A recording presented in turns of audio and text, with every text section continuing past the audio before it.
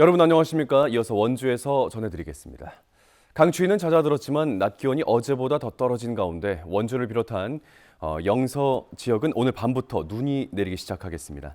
오늘 낮 최고 기온은 원주가 2.6도, 영월이 3.2도, 평창 2.4도, 횡성이 2.2도로 어제보다 1도에서 2도가량이 낮았고 밤에는 영하 3도에서 영하 1도의 분포를 보이겠습니다. 밤늦게부터 눈이 오기 시작해 내일까지 3에서 10cm 사이에 눈이 쌓일 것으로 예상되고 있는 가운데 밤부터 새벽까지 시간당 1에서 3cm의 강한 눈이 내리면서 일부 지역엔 대설특보가 발효될 가능성도 있습니다. 중앙선 복선화 공사가 완료되면서 청량역에서 원주역을 거쳐 부산역을 오가는 KTX 열차가 오늘 첫 운행에 들어갔습니다.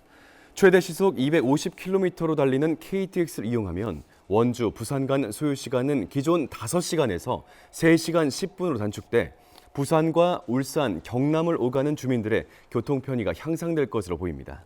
KTX는 매일 상행, 하행 각 3번씩 운행되고 내년 말 안동, 영천 구간 신호 시스템이 개량되면 15분가량 운행 시간이 단축되며 운행 편수도 확대될 예정입니다.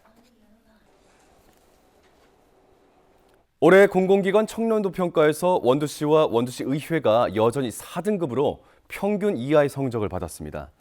국민권익위의 공공기관 청년도 평가에 따르면 원주시는 종합청년도에서 작년과 동일한 4등급을 받았고 청년 노력도에선 오히려 작년보다 한 단계가 더 떨어져 최하 등급인 5등급을 받았습니다.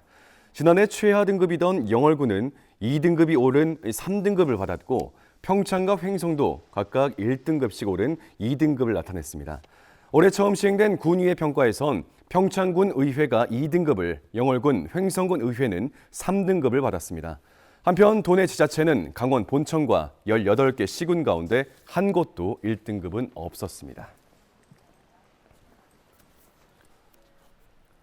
옛 원주역에 택시 쉼터가 조성돼 운영에 들어갔습니다. 원주시는 옛 원주역 국군 장병 라운지를 북카페와 휴게실, 체력 단련실, 샤워실 등으로 리모델링하고 택시 기사들이 대기 시간에 편안하게 휴식을 취할 수 있도록 쉼터를 조성했습니다.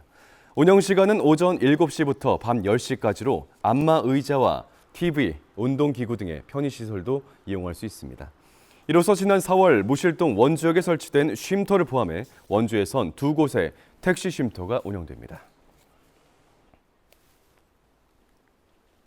올해 원주 만두축제에 모두 50만 명이 방문한 것으로 파악되고 있는 가운데 외지인과 젊은 층 방문객들의 비율이 늘어난 것으로 나타났습니다. 축제위원회가 동덕여대 산학협력단에 의뢰한 축제 평가 결과에 따르면 전체 방문객 가운데 61.55%가 외지 방문객들로 전년 대비 10% 상승했습니다. 30대 이하 방문객들의 비율도 46.5%로 높게 나타났습니다. 원주시는 SNS 사전 홍보 등으로 전체 관광객 증가와 함께 외지 방문객들과 젊은 층 방문객들이 증가한 것으로 평가했습니다. 올해 강원도 지방세정 운영 종합평가에서 원주시가 우수상을, 영월군과 평창군이 각각 장려상을 수상했습니다. 지난해 11월부터 올해 10월까지 1년간 지방세, 세외수입 부과와 징수, 운영, 지방세 세무조사, 시군세 운영, 연찬회 입상 등 5개 분야 18개 항목으로 평가한 결과 모두 10개 시군이 입상했습니다. 우수 시군엔 250만 원, 장려 시군엔 100만 원의 시상금도 지급됐습니다.